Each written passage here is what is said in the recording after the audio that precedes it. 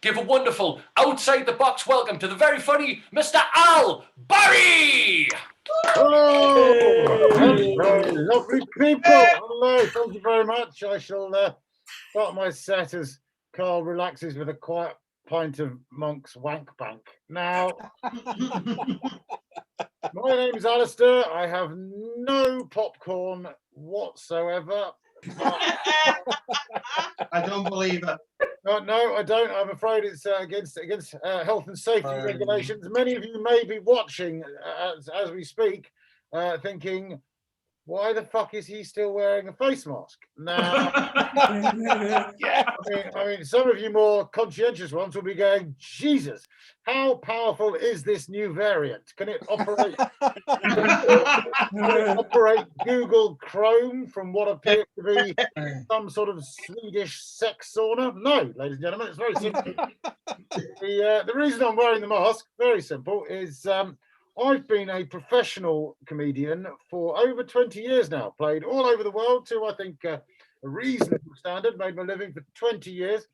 But as a result of the COVID outbreak and the general pandemic, I haven't done my job for 11 months now. So there is a relatively good chance that this could be a bit shit.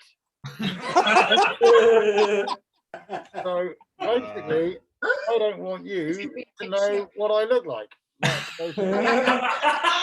The entire way. No, it's all right. I'll just get rid of that. There we are.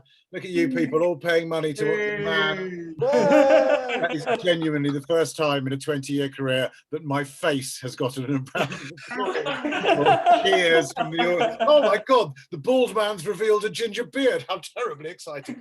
I mean, everything. It's changed everything, hasn't it, really? I mean, if you do one of these things, seriously, this time last year, February last year, you got on public transport and saw everyone wearing one of these, your first thought would have been, shit, it's a terrorist attack, or fuck me, that is a lot of Japanese tourists. Not now. Turns out the Japanese were right. Turns out the Japanese were right all along, right? Because I always found it weird when you'd see Japanese tourists in anywhere in the world. You'd see Japanese tourists. They'd all turn up wearing masks, and I always just thought, nothing against the Japanese. I just thought they're fucking rude. Frankly, it's like turning up into someone else's country and going, "I'm terribly sorry, but we've had a look around, and your oxygen is simply not fit for purpose." You know,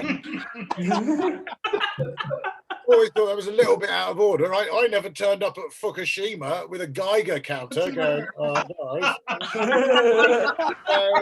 Turns out they were right. Turns out they were right all along. So bless their hearts. But everything's changed, hasn't it? I mean, nothing's normal. I mean, this is ridiculous, isn't it? I mean, let's face it. Zoom gigs. I did a corporate gig earlier this week where the person in charge of the gig wanted to make sure that no one misbehaved, so insisted that everyone muted their microphones. I don't know if you've ever done a gig or any form of performance where there is interaction is expected as part of it, to complete silence. I have never felt more lonely in my entire life. The sea of faces staring back at me and me trying to work out if I was doing well by the extent of their smile. It's like, if a tree falls in a forest, does anyone hear it fall? If a comedian does a Zoom gig on corporate silence, does anyone know if it's any good? The weirdest thing about comedy is it's pretty simple if it's going well. If you're an actor and you're doing a play and it's moving, you don't know if the audience like it or not. If there's a funny comedians, either you hear laughter or you don't hear laughter. When you hear no laughter at all, the only good thing is the biggest fear for any comedian about performing in a corporate environment is the boss coming up afterwards and going, "Well, that didn't go very well, did it?" At least in this situation, I was able to say, "Well, how can you tell?" Oh yeah, all kinds of things going on. We've learned things. I mean, the mask thing is a weird thing. We've all been wearing. Some people are very anti-masks. You've got the anti-mask people. I don't know if anyone watching is anti-mask. You know, if you are, then do grow the fuck up. There are reasons not to wear a mask. There are reasons not to wear one. Let's be honest. It's perfectly simple because it's a difficult subject. There's, for instance, pre-existing conditions. If, for instance, before the pandemic, you already were a selfish bellend, then that has not changed just because there is a virus in the air. It's a pre-existing condition. I mean, but it doesn't make any difference, does it? Oh, right. So that's what you're going to fight. That's the hill you're going to die on. Is it something? It doesn't make any difference. Okay. Well, it does to most people I know who would rather you wore one. Yeah, but it doesn't. That's the hill you're going to die on. Is it the hill of something that doesn't really make any difference? Well, congratulations. So no, it's affecting my civil liberties. You know what? People died for your civil liberties. Your civil liberties are in enough problems with this fucking government as it is, without making it something effective as a civil pertaining to being a citizen, liberty pertaining to be free. And you know what? I think we should all agree that we are all free not to be breathed on by a bellend. Hey! I mean, there is one. There's only one other. There is one other exception to the rule. I don't know how you guys have coped financially. For comedians, this has been a disaster. I've lost 95% of my income. I'm furloughed. Who knew what furloughed meant? Did you came up to me last year and went, "I've been furloughed"? You'd be like, oh. Who? Are you okay? Do you want me to call someone? Well, I thought furloughed was what people from Birmingham did to you on Twitter, for Christ's sake. I'm furloughed. This is the thing, right? This is the thing, because my wife and I my wife's also self-employed. We have a company together. So it became very clear early in first lockdown that my job had just gone. My industry had collapsed. My wife was working, so she had to send me. This is my wife's favorite moment of all of lockdown. My wife had to write me a letter telling me that she was going to have to let me go from my own company. Of course, problem with that is that the idea of the furlough system that Rishi Sunak has eventually been towed into sort of pulling through. We'll have a furlough system for about 3 minutes, said Rishi, until he realised the entire country was going to go bankrupt. So now we've got the furlough system. The thing about furlough is you're not allowed to do any work in the area that you have previously been employed in. As a comedian, I have been employed in the area of making people laugh, but I am presently furloughed, which means that if this isn't funny, it is in fact simply a legal requirement. We got that off our chests. There are. Sorry, I was just saying, running through the sort of the different things that we see in what has turned into the longest retirement party for Jeff Bezos in history. He retired. I mean, how much is that man taking the piss to retire in the middle of a year-long lockdown where every day he makes another billion? Every day you're in front of your computer going, I don't want to buy it off Amazon, but what the fuck else am I going to do? Just give him a clock and tell him to piss off on one of his rockets. But no, so other things just to clear up. If you do not want to wear a mask because you simply want to break the law in a limited and specific fashion, then that's absolutely fine as well, because that is government policy, isn't it? That's what they want to do. That's what they want to do with the withdrawal agreement. Boris Johnson's oven-ready deal. Oven-ready in the sense that it was a chlorinated chicken that you would put in an oven if you had a kitchen in a house that doesn't exist, in a village that no longer lives here, in a country that has never been born. But he decided he wanted to break the law. He wanted to break the law in a limited and non-specific fashion, right? How? I mean, you know, I'm not going to. Do you know what? I'm not going to pay tax this year because I don't want to fund organised crime. That's a lie, of course. I'm not going to pay tax this year because I haven't earned any fucking money. And yet still, my tax bill is bigger than Donald Trump's. Who knew? But apparently how do you break the law in an unlimited and non-specific way? The whole point of a law is specific, isn't it?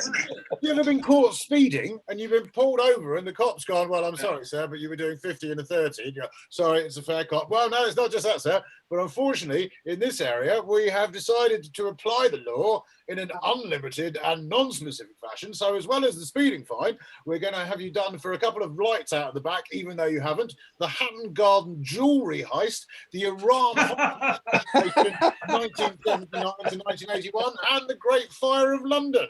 How do you plead? No. Yeah, there's only one reason really to not wear a mask, and if it's like me, you're like me, and you're finding yourself, you know, financially embarrassed, and you have elderly parents with some disposable income. At which point, I think it's perfectly understandable just to go home. I mean, my parents are good people, but they've had a decent innings. They're in their 80s now. You know, my dad's got a weak heart. You know, so, I mean, I've got to get down to them before the second part of the vaccine. Otherwise, I'm never going to see my mortgage paid again. But it's all about family, isn't it? It's all about family. And I don't know how you guys have coped. Carl, of course, was talking about, and congratulations, mate. If you're watching, congratulations. That's brilliant news. One child doesn't fucking count, mate. One doesn't count. Amateur hour. We've all trying, isn't it a nightmare trying? It is a genuine nightmare trying for a child. Nothing is less erotically exciting than your wife going, I'm ovulating, take me now. You know, one, mate, one. Honestly, it's one is like, it's like having a pet. You know, you love it. You love it, you look after it, but it doesn't really inconvenience you. Wait for number two. I've got a 3-year-old and a 1-year-old. I went through, comedians, as the comedians will tell you, we normally work 20 minutes a night. That's a normal club set, 20 minutes, right? Sometimes we do 2 gigs in a night. We call that doubling up. 40 minutes, and you should hear us complain. It's like, oh my God, I did 2 gigs. It was like working in a mine. Right. sometimes 3 in an evening. 3 comedy store, open early show, late show, nip down to, let's say, Kingston, do a show in between. 3 gigs in a night. Fuck me, you'd think we'd been on the Somme, right? I went from working 20 minutes a night to 14 hours an unemployed house husband. I gave up my career to bring up children without fucking deciding to. It's an absolute nightmare. My daughter's gone back to playgroup, thank God for that, although she keeps on bringing stuff home. Like, you know, how many pictures of a glittery rocket do I need for fucking every disappointing drawing you have to look happy about? And really, you're just thinking, fuck, if this was Bangladesh, at least I'd get a pair of trainers. rudest little pricks you've ever. If you ever met anyone who behaved like your children did, you'd fucking punch them. My God. You got someone in the pub, handed it over, and they just went boff. You'd be like, as it is, you've got to go, you didn't mean to do that, did you? It's unbelievable. Make them a nice meal, throw it across the floor, shit in the middle of your carpet, and you go, oh, and you're the person I love most in the world, are you? Oh, sorry, it's been, I mean, I don't know what you've achieved during lockdown. I have learned the words to let it go. That's what I've achieved in lockdown. So many. All I've done is watch Frozen and developed an unhealthy taste for hand sanitizer. Decent. I'll leave you with this because you've been an absolutely gorgeous crowd. My kids are great. I would throw myself in front of a bus for my kids. Although after the last 11 months, I'm going to throw myself in front of a bus because of my kids. A friend of mine said, because I'm an older dad as well, a friend of mine said to me that he was phoning up, moaning about his daughter who was off to university, right? You know, this was actually last year, come to think of it, because she got her A-levels. Now, university's not really, you don't need qualifications, you just need a Zoom account and a massive bank account. Imagine that. What was your university experience like? I sat in an office and it cost me £9 to do a Zoom tutorial. Hey, what are you going to do now? I thought I might go and work overseas. Yeah, about that. But he phoned me up and he was moaning. He goes, "Oh my God," he's a comedian, right? He phoned me up. He went, "Oh my God, she's going to go to university. She's going to do an arts degree." And I was like, "Mate, you're a comedian, for fuck's sake. You're a comedian. Your wife's an artist. Your daughter's wonderful, but she was going to be a show-off dickhead just like you." He goes, "Well, what about your daughter?" My daughter was 2 at the time. He goes, "What about your daughter? What do you want her to do? What do you want her to be?" I said, "Mate, I'll be honest. I was nearly 46 when my daughter was born. I probably want her to have a teenage pregnancy so I get to meet my grandchildren." Anyway, listen, ladies and gentlemen, I got to go back to us. Bless you for this, because I started the gig by saying I hadn't done this for 11 months, and you were all like, "Well, that's fair enough." Yeah. That wouldn't happen in any other profession.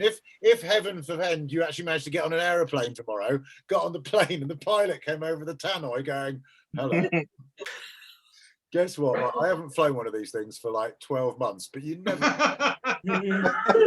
probably wouldn't be so understanding. But you have been, so I'm going to get the mask back on, back up the garden, into the house, and hope to God my children are asleep. I'll hand you back to Carl. Congratulations, mate. I'll see you again soon. All of that. Yay! Al Barrie, everyone. Al Barrie, everyone. Fantastic.